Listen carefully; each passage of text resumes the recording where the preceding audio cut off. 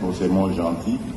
Et je rebondis d'ailleurs sur ce qu'il a dit pour vous prier de m'excuser parce qu'après mon intervention et les réponses que j'obtiendrai, je devrais me retirer. Je suis en retard de plus de 2 heures pour un événement, et même 2 événements que je dois présider. Voilà. Je reviens, permettez-moi, encore sur le monnayage, parce que une de mes représentantes, qui est aussi candidate à la députation nationale, a été plaidée pour quelques-uns de ses électeurs dont la carte a connu des problèmes de défectuosité. Et là, malheureusement, et c'est vraiment scandaleux, des agents de la CENI lui ont exigé de l'argent. Donc, à raison de 10 000 francs congolais par duplicata. Je vous prie, Monsieur le Président, de tout mettre en œuvre pour non seulement définitivement éradiquer ce genre de pratique, mais aussi trouver ce genre de responsables et de les sanctionner sévèrement, parce que ça commence comme ça et on ne sait pas comment ça va finir. Donc soyons très prudents. Alors, je voudrais aussi faire une autre observation à propos du décalage horaire entre la zone ouest et la zone est.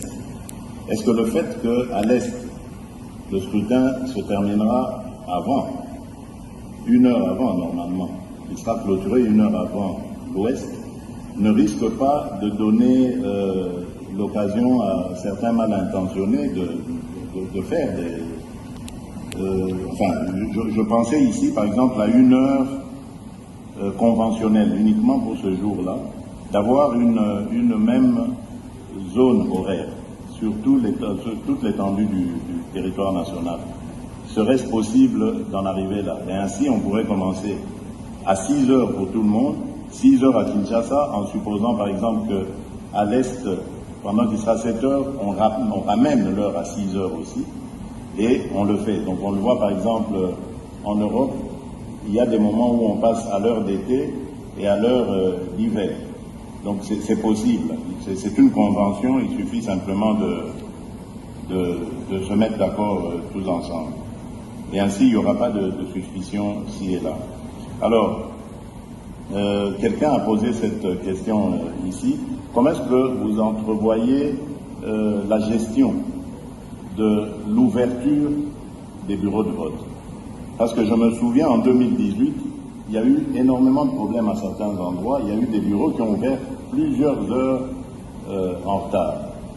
Et surtout, lorsqu'il y a des intempéries, comme la pluie, ça emmène aussi encore ce genre de retard. Est-ce que vous êtes suffisamment paré à de telles éventualités et est-ce que nous pouvons espérer que tous les bureaux de vote ouvriront à la même heure leurs portes? Voilà, donc c'est ce que je tenais à vous dire.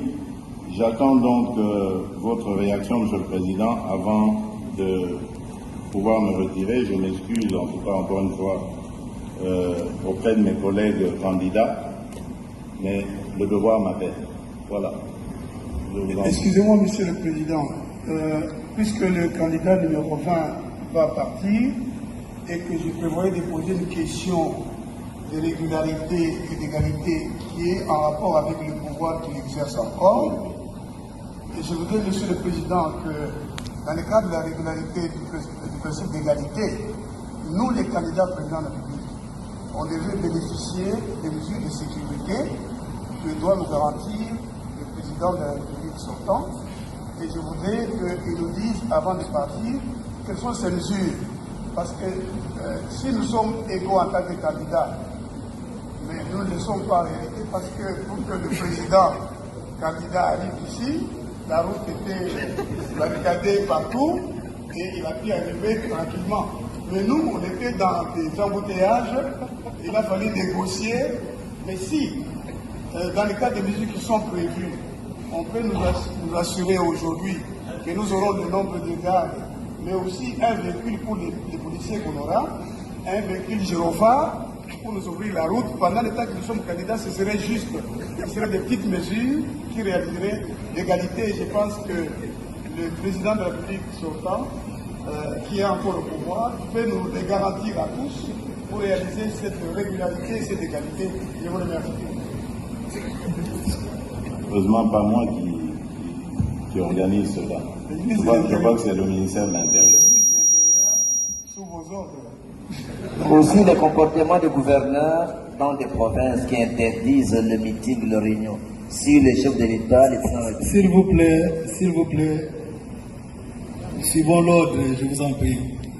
Nous demandons à son Excellence, Monsieur le Président de la CENI, de répondre à la question qui a été posée. Et je voudrais vous proposer, avec tout le respect dû à votre rang,